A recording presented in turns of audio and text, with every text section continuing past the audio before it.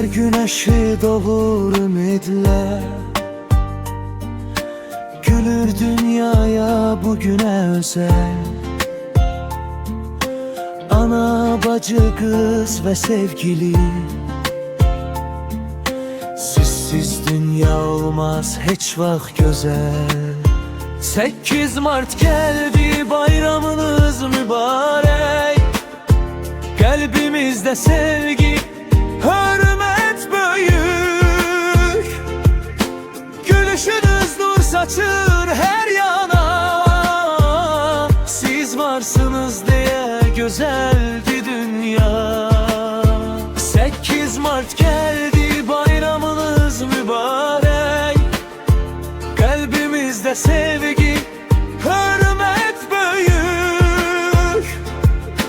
Gülüşünüz nur saçır her yana. Siz varsınız diye güzeldi dünya.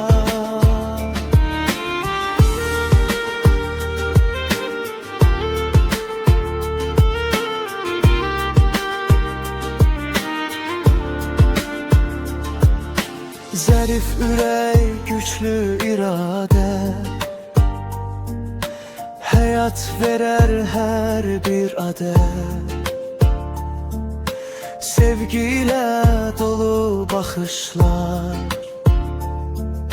sizinle ışıklanır sabahlar. 8 Mart geldi, bayramınız mübarek. Kalbimizde sevgi, hürmet büyük. Gülüşünüz nur saçır her yana. Siz varsınız diye güzeldi dünya. 8 Mart geldi, bayramınız mübarek. Kalbimizde sevgi, hürmet büyük.